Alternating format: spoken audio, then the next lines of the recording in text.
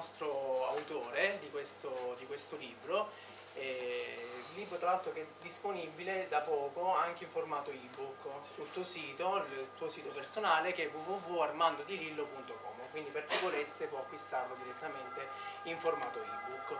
Allora Armando, questo romanzo, quello che non sai, volevo innanzitutto chiederti quanto tempo ti ha richiesto, ti ha comportato sia nella fase di ideazione, scrittura e poi pubblicazione, quanto ci hai impiegato in tutto, insomma, per tutto il lavoro? Allora, innanzitutto buonasera a tutti e grazie di essere qui stasera. Il lavoro è stato grazie a Antonio Bonnici, perché nessuno mai lo ringrazia, quindi prima che me lo dimentichi. Il lavoro della stesura è durato all'incirca un anno, quindi un anno soltanto per scriverlo e metterlo proprio non su carta ma sullo schermo del PC, ecco. Mentre invece poi la revisione e la successiva pubblicazione altri 6 mesi, quindi all'incirca un annetto e mezzo per il prodotto finale completo così come lo conosciamo oggi, che è in continuo work in progress, perché non avendo un editore, quindi qualcuno che puntasse su di me dall'inizio, e quindi essendo autofinanziato, autoprodotto, autotutto, Hai fatto tutto da solo? Sì, è un lavoro che va continuamente, che si perfeziona continuamente, e quindi stampa dopo stampa è potremmo dire, miglioramento continuo. Appunto adesso hai detto che non hai appunto un editore e che hai fatto quindi tutto da solo. Il fatto di non avere un editore ti ha condizionato in qualche modo?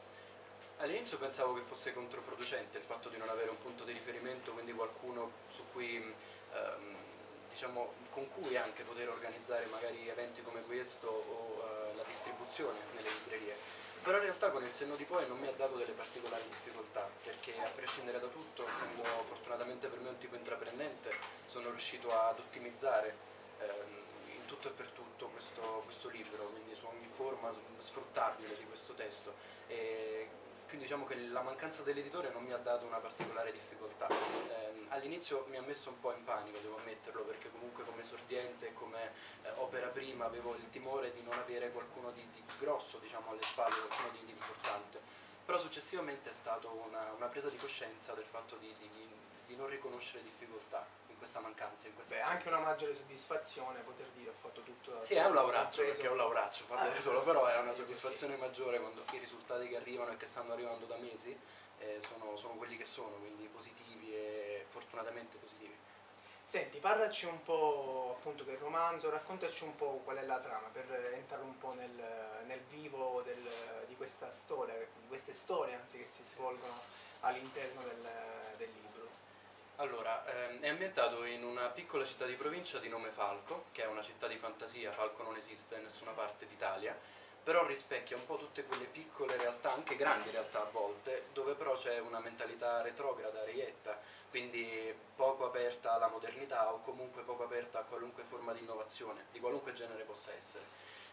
In questo ambiente naturalmente ho voluto inserire, per dare proprio una difficoltà ulteriore, dei personaggi che in realtà fossero un po' il simbolo della modernità, magari nelle loro esperienze quotidiane di vita e nei loro rapporti interpersonali.